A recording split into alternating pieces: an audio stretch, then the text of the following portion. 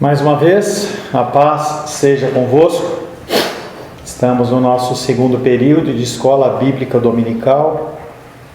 Louva a Deus pela sua vida, está aqui comigo, podendo ouvir os ensinamentos do Senhor. Temos muito a aprender dele. Finalizamos a aula do primeiro período falando que nós lançamos nosso desdém religioso sobre os pecadores, sem nos lembrar em humildade de alma que, se não fosse pela graça de Deus, estaríamos na mesma situação. Lembro da passagem do publicano e do pecador, os evangelhos, em que um confessa os seus pecados e outro se orgulha de não ser pecador como o outro. E Jesus fala que um saiu humilhado e o outro saiu exaltado. Ficamos indignados, e com razão, quando uma denominação muito conhecida ordena um bispo como um homossexual praticante. Mas por que também não nos lamentamos em relação ao nosso egoísmo, nosso espírito crítico, nossa impaciência e nossa ira? É fácil livrar a própria cara dizendo que esses pecados não são tão vergonhosos quanto os cometidos pela sociedade. Isso nós fazemos com muita facilidade. Nós olhamos para os pecados dos outros como menores, como menos aflitivos.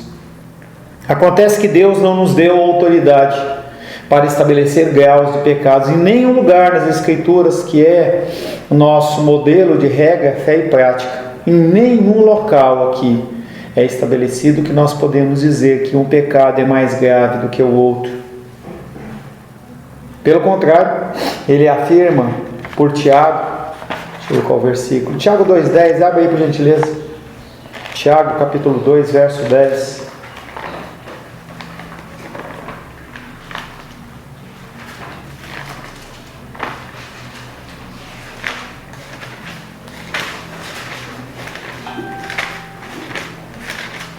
Tira o som do celular aí, para não ficar interferindo na gravação. Dá para tirar, Lu? Tiago capítulo 2, verso 10 diz: pois qualquer que guarda toda a lei, mas tropeça em um só ponto, se torna culpado de todos. Então, apesar de nós estabelecermos diferença nos pecados, gravidade de um em relação a outros, o Senhor, através do Tiago, do apóstolo Tiago, ele diz que se você guardar todos e pecar em um, você pecou em todos. É o exemplo do jovem rico, né, pastor? Não sei, Assim, parece semelhante, porque ele falou para Jesus, falando, né, que guardava vários mandamentos, mas quando Jesus tocou no assunto de ele deixar as riquezas, de ele doar, o coração dele estava ali, aí ele foi embora triste, né? Porque... É mais grave que isso. O caso do jovem rico, ele fazia todas aquelas coisas por obrigação, simplesmente porque é que nem o irmão mais velho. Então havia o agravante em relação a isso. Não era apenas que ele fazia umas coisas e não fazia outra. As que ele fazia para a honra e mérito dele mesmo, e não em relação a Deus. Temos dificuldade de entender esse versículo, porque pensamos em termos de leis individuais com suas respectivas punições, mas Deus ele é indivisível. A Bíblia não fala em leis de Deus como se houvesse muitas, e sim em lei de Deus como unidade. Quando nós pensamos em um Código Civil brasileiro, Código Penal brasileiro, a gente imagina que tem vários tipos de leis. Mas na verdade, quando nós pensamos no cristianismo, não existem várias leis. Então é um mandamento só. Tanto que com Jesus Cristo, quando ele está ensinando os seus discípulos, ele fala: eu vou resumir tudo essa lei aí em amar Deus sobre todas as coisas e o próximo como a ti mesmo. Ele não estava deixando de cumprir ou não falando que um era mais importante ou não. Ele falava que a lei de Deus é uma só. Ou você a cumpre ou você não a cumpre. Ou você demonstra o seu amor ou você não demonstra. Não tem meio termo. E a gente gosta de encontrar um meio termo, um café com leite, um negócio bem assim em cima do muro. Isso não funciona dentro do cristianismo. A lei de Deus ela é indivisível. Não falamos de leis como muitas, e sim como uma lei, a lei de Deus.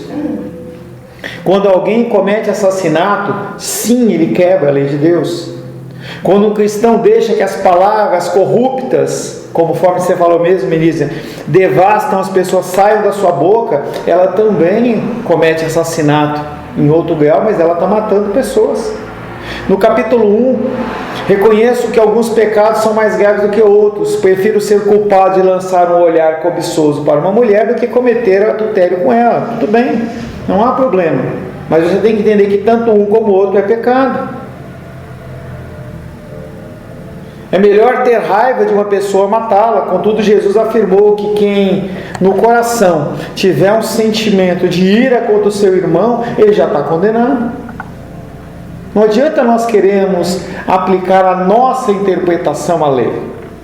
Eu converso sempre com a Shirley, em especial por conta do inventário da titia que nos enrola, e outros assuntos. Pelo menos 1 hora por semana a gente acaba sentando para conversar. A gente conversa em diversos assuntos. E aí uma frase que eu sempre falo, que ela fala para mim, eu falo assim, mas a gente não pode pensar na nossa cabeça. A cabeça do juiz é a do juiz, e o que ele decidiu é o que está valendo. Então não adianta eu tecer o meu juízo, porque não tenho autoridade para isso. Eu não tenho autoridade para discernir ou dizer se uma coisa é mais pecado que a outra, ou não. Porque quem define isso não sou eu, é Deus. Porque Ele que é afetado em primeiro plano. A verdade é que todo pecado é sério, porque todo pecado é contra Deus. E nós não vemos isso. A gente olha para os pecados como se eles fossem cometidos contra qualquer outra pessoa, menos contra Deus. O apóstolo João escreveu, abre aí, 1 João 3,4. 1 João, capítulo 3, verso 4.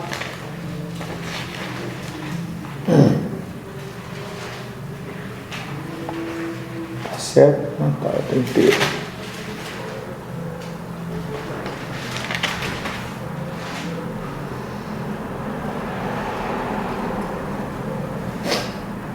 João, capítulo 3, verso 4. Todo aquele que pratica o pecado também transgride a lei, porque o pecado é transgressão da lei.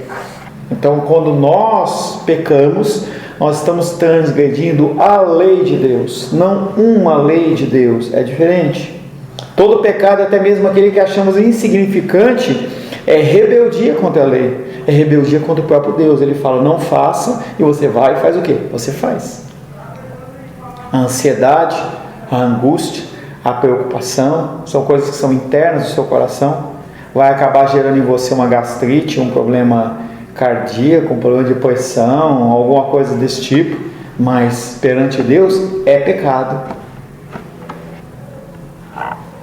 Não se trata do descumprimento de um único mandamento, é o total desrespeito pela lei de Deus, é a rejeição deliberada ao seu padrão moral em favor dos nossos próprios desejos. Quando você decide agir conforme o seu coração, você está indo contra Deus.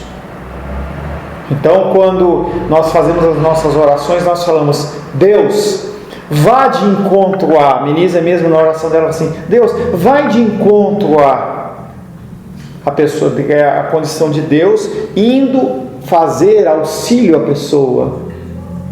Você vai ao encontro. Agora você fala, vai de encontro é enfrentar, é destruir. Quando nós pecamos, nós estamos indo de encontro contra Deus. É como você vê um muro, uma parede, e você fica batendo nela. Aquela parede ela não vai se mexer, mas você continua mostrando a sua indignação em relação a isso. Não se trata do descumprimento de um único mandamento, mas é o total desrespeito pela lei de Deus.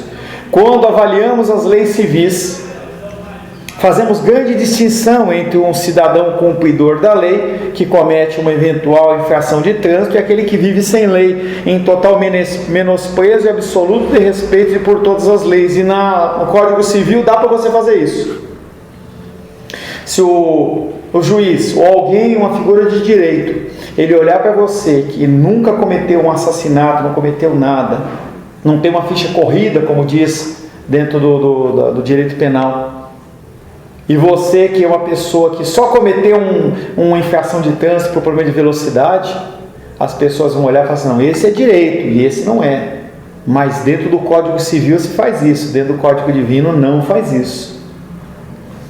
Na Bíblia não se faz essa distinção, pelo contrário, simplesmente afirma que o pecado, ou seja, qualquer e todo pecado é rebeldia e passível de morte. Então tem uma música que fala assim, eu quero, como é que é?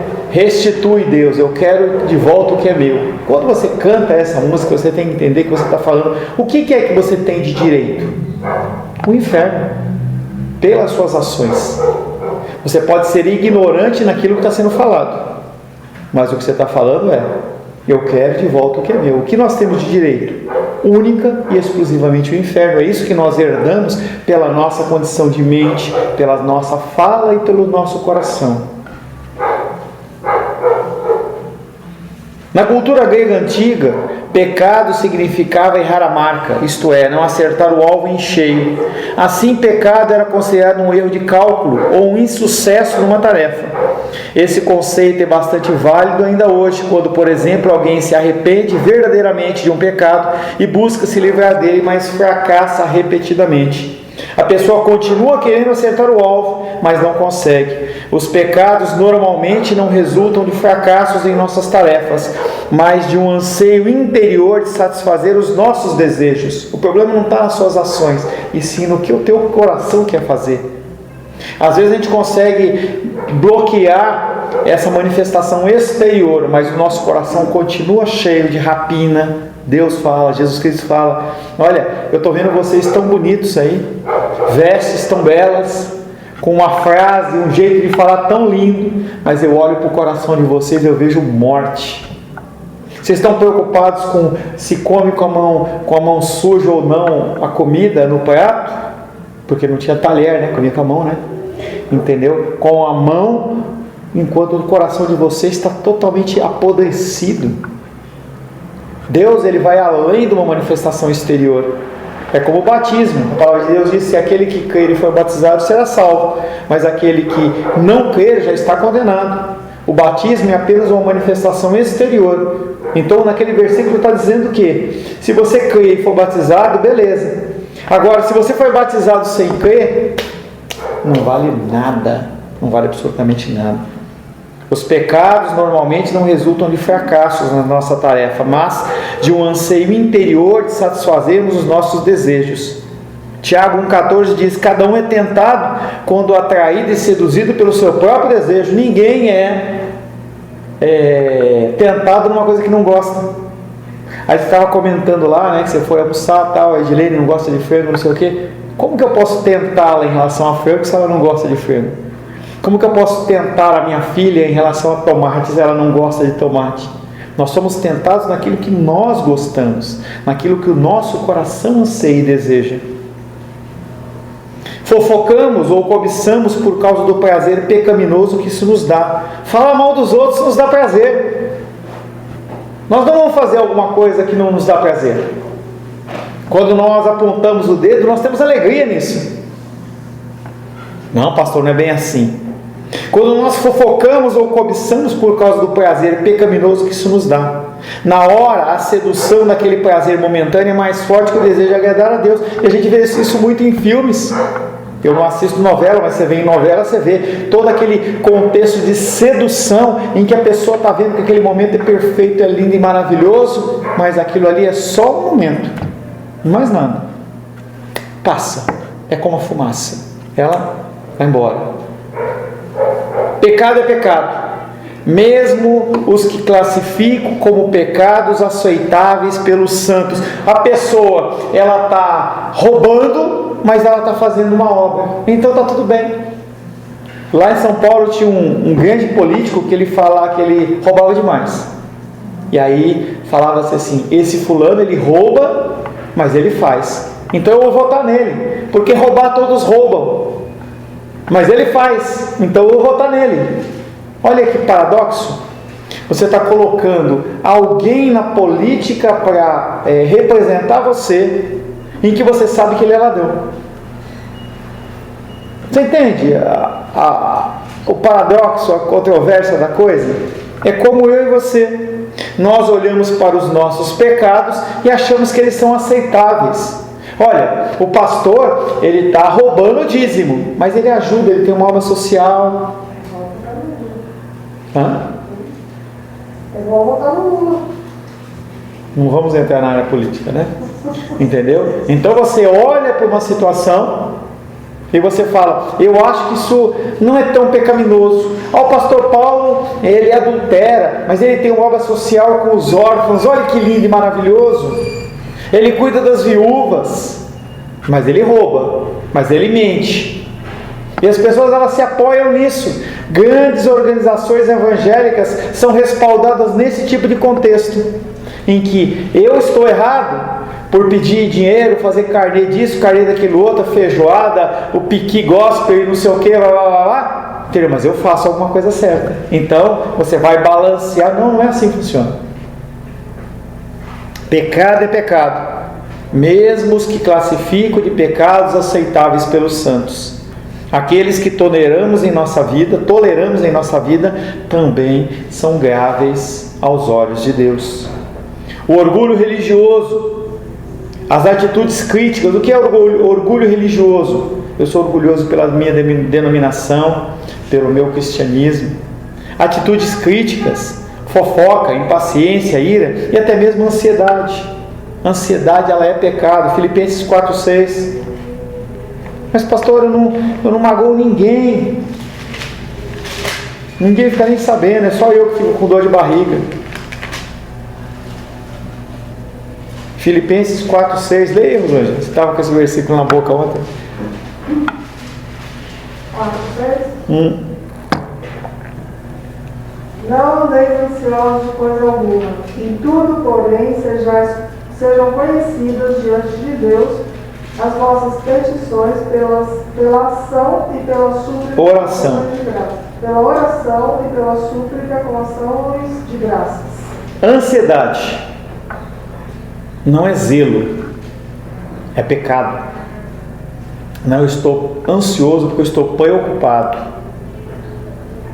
Eu estou querendo agir de uma maneira correta. Não, ansiedade é pecado. E ele fala, não ande ansioso. Ao invés disso, vai orar. Oração, que tipo de oração?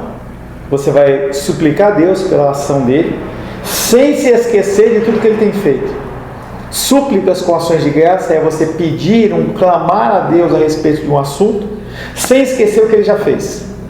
Por isso que as nossas orações, elas têm que, antes de pedir, você tem que orar agradecendo. Quando você começa a reconhecer, e essa tem sido as minhas orações dentro das minhas lutas. Eu oro, agradecendo, reconhecendo quem Deus é. Depois disso eu começo a reconhecer Deus, o que Deus tem feito. Aí eu tenho que agradecer pela casa que eu moro, pelo transporte que eu tenho, pela saúde. Se você for orar pelo agradecimento em relação à saúde, você pode gastar horas em relação a isso. Pela instrução, pelo lazer, pelo alimento. Quanta coisa para agradecer. Simplesmente porque o Senhor nos abençoou no dia anterior ou no dia corrente. Coisas que as pessoas não têm. A grande maioria das pessoas no mundo não tem o que nós temos. E mesmo Deus concedendo isso dia após dia, eu tenho 54 anos, nunca faltou um prato de comida, vestuário, transporte, moradia. Nunca me faltou isso. Nunca me faltou isso. Quantas pessoas no mundo têm isso?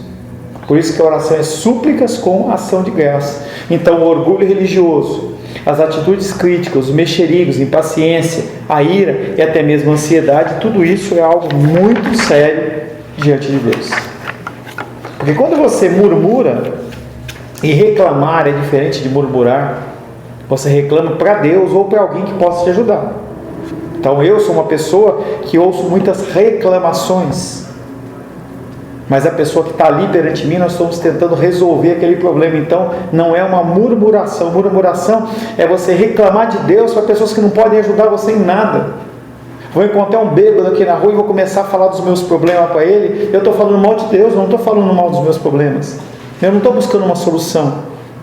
Ao enfatizar a necessidade de buscarmos a justificação unicamente por meio da fé em Cristo, o apóstolo Paulo cita o Antigo Testamento. Abre Gálatas 3:10. Gálatas 3:10.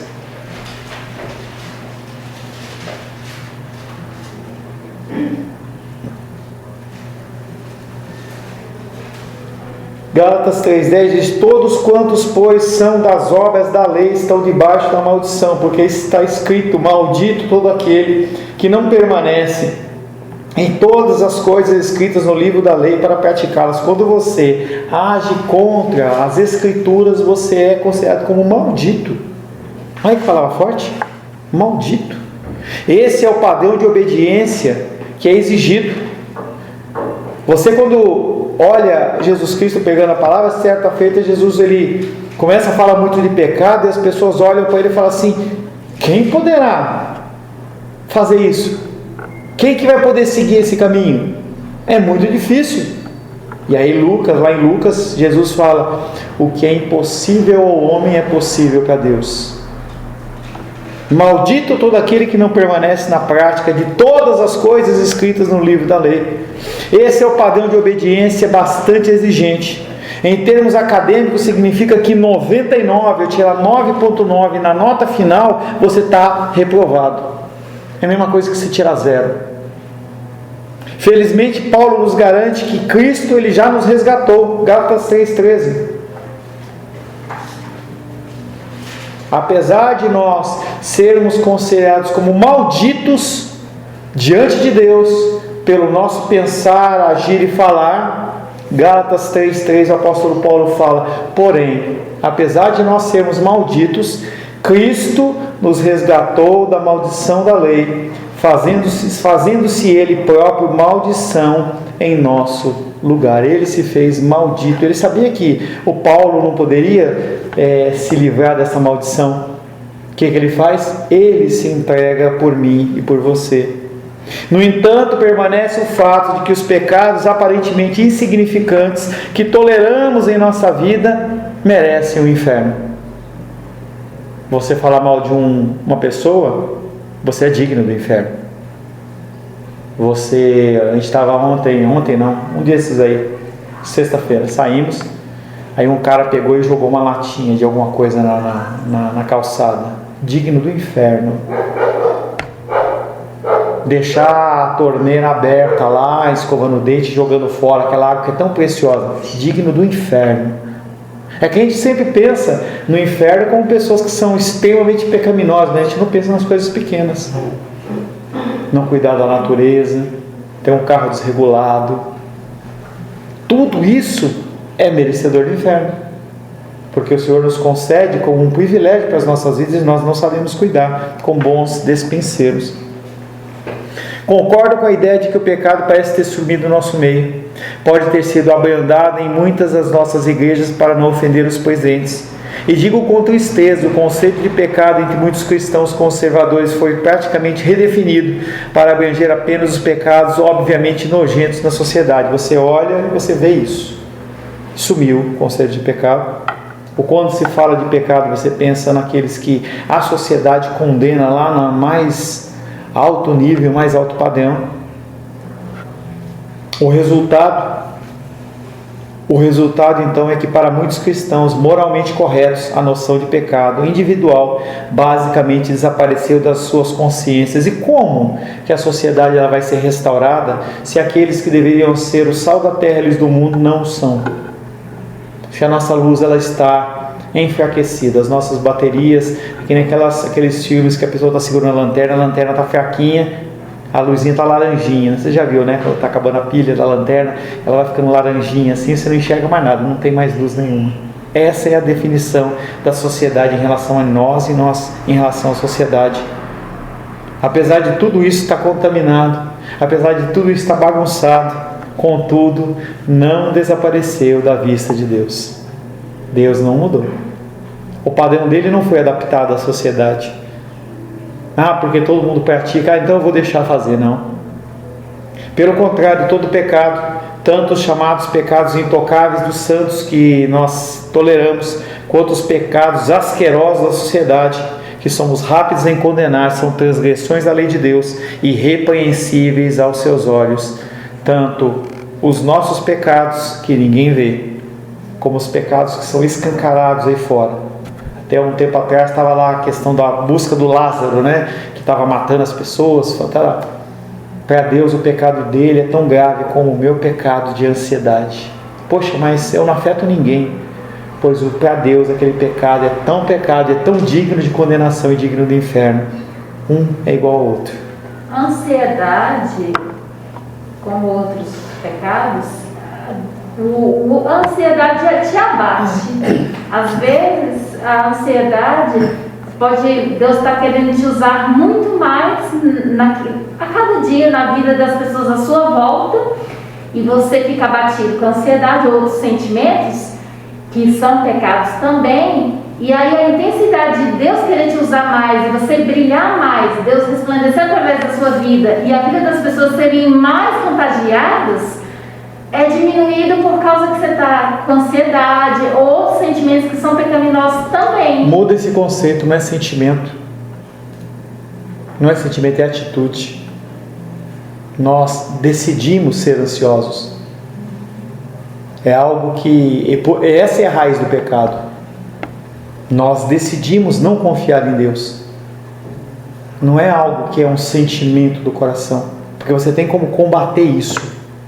Por isso que ele fala, apresenta com súplicas e ações de graça. Se Deus ele tem te concedido, desde o nascimento seu, dentro do nosso tempo cronológico, nunca faltou nada, por que você acha que vai faltar a partir de agora? Então essa ansiedade é uma decisão consciente nossa de nos deixar levar. Nós temos que lutar contra isso. Não é que a ansiedade ela não pode tomar conta do nosso coração, ela pode, mas nós temos que lutar contra isso. O problema da ansiedade é que nós nos deixamos levar. Aí da ansiedade ela vira depressão. Por quê? Porque a gente vai cada vez mais afundando. A gente decide não lutar, a gente decide não confiar mais. E a figura que está por trás de tudo isso é quem? É Deus. Então, esses pecados, a gente acha que... Qualquer pecado, a gente acha que atinge só a nossa vida, mas não. A gente, como ela é colocado como luzeiro de Deus, atinge as pessoas à nossa volta. Claro. Né? Então, a sociedade ela é reflexo do meu cristianismo e do seu cristianismo. Se você e eu fôssemos cristãos, só nós dois, a sociedade era diferente. Porque a gente vê isso na igreja primitiva. O que aconteceu naquele tempo, quando as pessoas começaram a viver o Evangelho? E a gente vê isso em toda a história da igreja. Homens individualmente se rendiam ao Senhor, a sociedade era impactada. Spurgeon, um grande pregador, quando ele ia pregar uma igreja dele, a primeira das mega igrejas, a primeira fileira era dos jornalistas. Você consegue imaginar, aqui na nossa igreja está sentado o jornalista do Estado de São Paulo, da Correio Brasiliense, do Diário Oficial, do Estado de São Paulo, e eles esperando o que eu fosse falar para eles colocarem na primeira página do jornal. Reis, eles chamavam esse homem para ouvir o que ele tinha para falar. Era um homem, não era uma igreja, era um homem. Então, se nós mudarmos nosso âmbito individual, as coisas mudam. Se ambos merecem condenação diante de Deus, se essa parece ser uma afirmação muito severa e uma acusação que abrange todos os cristãos, apresso-me a dizer que há muitas pessoas fiéis e humildes que são maravilhosas exceções. Nós precisamos de mais exceções. Nós precisamos que as pessoas elas realmente se convertam nos seus corações. Na realidade, o interessante é que os cristãos que mais produzem o fruto do Espírito são aqueles que estão mais cientes desses famosos pecados aceitáveis em suas vidas e que sofrem no íntimo por causa deles. Não quer dizer que eles não têm, quer dizer que eles lutam. O apóstolo Paulo, na sua luta, ele falou: Deus, tira esse espinho da carne. E Deus fala para ele assim: a minha graça te basta. Como o apóstolo Paulo foi usado por Deus. Alguns teólogos dizem que ele tinha um problema físico de vista, uns brincam que era a sogra dele, e tem toda sorte de teorias, entendeu? Mas havia algo que mostrava para Paulo que ele não era nada. Ele, que era um homem que viu as grandezas lá dos céus de Deus, que ele não podia nem falar, ele era assolado pelo pecado. E ele ficava naquela luta. Ele brigou com Marcos, separou-se de Barnabé, brigou com Pedro. Então o temperamento de Paulo era uma coisa muito séria, e Deus massacrava ele. As pessoas que mais são usadas por Deus são as pessoas que mais sofrem em relação a essas lutas e dificuldades, porque ela luta. Na realidade, o interessante é que os cristãos que mais produzem o fruto do Espírito são aqueles que estão mais cientes desses famosos pecados aceitáveis em suas vidas e que sofrem no íntimo por causa dele. A pessoa sofre, ela faz, mas ela sofre. Tenho encontrado pessoas e pessoas que pecam com frequência, mas que a pessoa, quando fala comigo, eu vejo que ele está arrependido, que ele está cortando o coração dele. Muitos de nós ficam entre um grupo e outro, ou pecados abomináveis, ou não ser pecado. Mas a questão é que todo pecado, não importa se nós temos consciência dele ou não, é asqueroso aos olhos de Deus e merece seu castigo. Estava orando com um rapaz que eu estava aconselhando, e ele estava confessando o pecado dele, e eu falei assim: ora pedindo perdão a Deus. E ele fez tudo menos orar, pedindo perdão a Deus. Fez uma oração, não sei o que e tal. Falei: ora comigo. Deus, eu quero pedir perdão, porque eu cuspi na sua cara. Ele ficou chocado. Mas é isso que nós fazemos. Mesmo quando nós estamos ansiosos, mesmo. Esses pecados, eles são asquerosos aos olhos de Deus e merecem seu castigo. Eu tenho certeza que eu pintei um retrato bem negro, bem sombrio para você, tanto da sociedade em geral como da nossa comunidade cristã. Mas Deus não nos abandonou. Ele continua sendo o Pai Celeste dos cristãos verdadeiros e continua trabalhando entre nós e chamando eu e você para o arrependimento e a renovação. É por isso que a gente se encontra todo domingo de manhã, para ouvir esses ensinamentos, para que haja uma mudança nas nossas vidas. Se eu estiver falando para você só que está tudo bem, está tudo bem, está tudo bem, quando que você vai querer mudar e transformar a sua vida? Pastor, até em homenagem à rua, mas nas reuniões de mulheres, né, ela sempre falou, é uma frase que, se depender de mim, eu vou levar para sempre. Que ela falava nas reuniões de mulheres: floresça onde Deus te plantou. Né? Então, assim, a gente, como servo de Deus, né, o Senhor Jesus falou, né, árvores frutíferas, né? Sabe o seu fruto, né? Se é uma boa árvore ou uma árvore. Então é isso, né? A gente, às vezes o ambiente é horrível, é um terreno horrível, que não parece que não dá nada, cheio de pedra, horrível. Todo mundo passa e que lugar horrível. Mas a gente ser uma árvore linda naquele lugar, que traz a beleza naquele lugar. Então, assim, a gente faz a diferença, né? Apesar da sociedade estar podre, apesar de nossos corações estarem podres, Deus não nos abandonou. Ele continua sendo o Pai Celeste dos cristãos verdadeiros e continua trabalhando entre nós e nos chamando ao arrependimento e renovação. Parte do seu chamado é para que enxerguemos os pecados que toleramos em nossas vidas e então vivenciemos o arrependimento e renovação que precisamos tanto. O primeiro passo é você olhar, ouvir a palavra de Deus, ler a palavra de Deus, ser confrontado pela palavra de Deus e começar a identificar na sua vida as coisas que estão erradas. Não tem como você mudar se você não identificar primeiro que você está errado.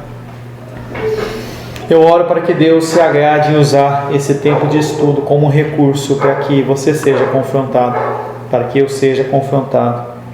Semana que vem, se Deus assim o permitir, nós vamos cavar mais fundo na sujeira dos nossos pecados.